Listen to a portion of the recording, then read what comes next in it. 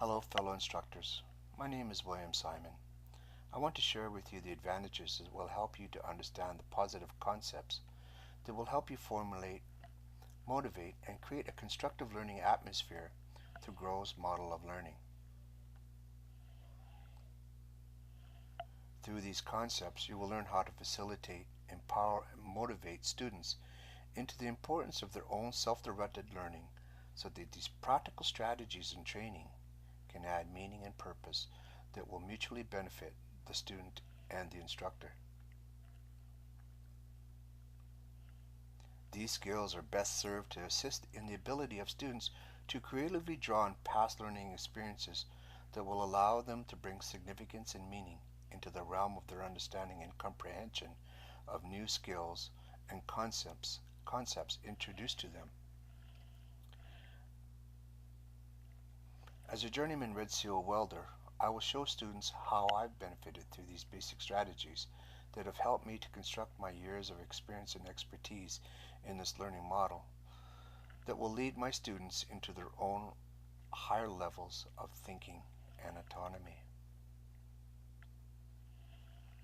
Basically, the strategy is structured in such a way that enables a student to progress through incremental stages of skill and knowledge.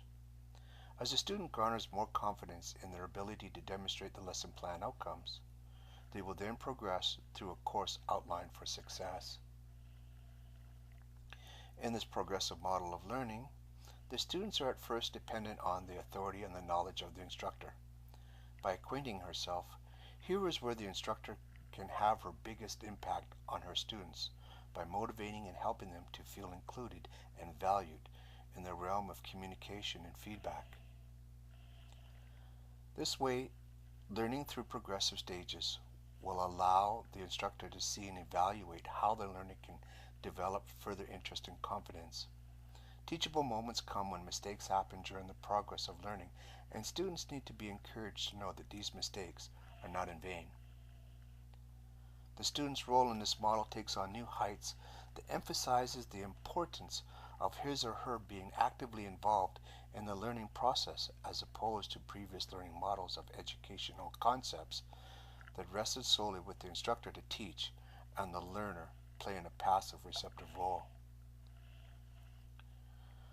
Learners can construct their own understanding by taking the initiative to diagnose their own learning needs, then formulate their learning goals that will identify human and material resources for learning, and then choose and implement appropriate learning strategies to evaluate those learning outcomes. As a skilled worker, he is now able to self-evaluate his progress during his time under the supervision of the instructor.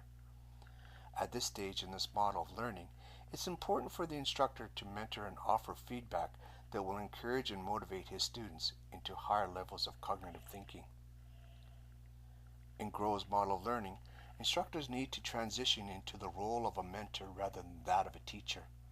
This change implies that this role of a mentor needs to display a totally different set of skills that will encourage and foster the independence of his students.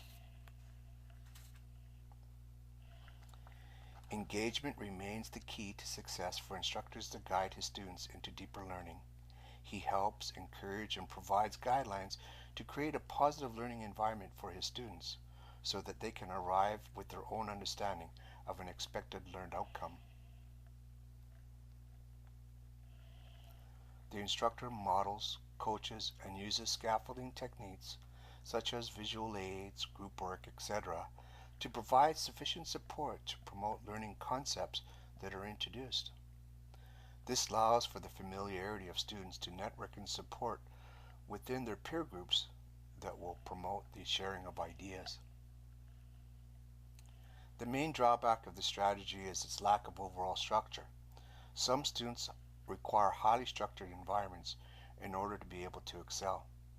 Periodic assessments can come through quizzes, question and answer time to compensate for this lack of structure. The positive emphasis, however, is with the instructor, who is the authority figure and graduates in progression as someone who motivates, guides, facilitates, and partners with the students to a place where he or she is confident to allow for student autonomy, which creates an atmosphere for the instructor to then mentor or consult. It's essential for instructors to understand, through this type of evaluation, that these responsibilities are demonstrated in the level of competency within the students and delegated appropriately by the instructor. Thus, student confidence and skill level will continue to progress and improve. Purpose and meaning come and is derived at through the reality of this expected learning model once these best practices are understood and implemented by the instructor, and when assimilated, both student and instructor are equally involved in learning from each other. Together, they will strive to progress towards achieving goals and enjoying concrete experiences, reflective observations, abstract and ongoing projects and experimentations. Through these efforts, students are able to self-direct and assess their own progress. Student encouragement and feedback will always be at the forefront of best practices in Grove's model of learning. For students who will successfully graduate within this model, the experience is well worth the exploration into learning.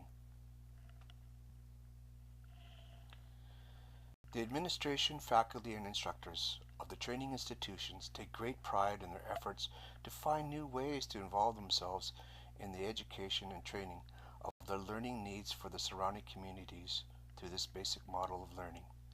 Thank you for allowing me to share this model.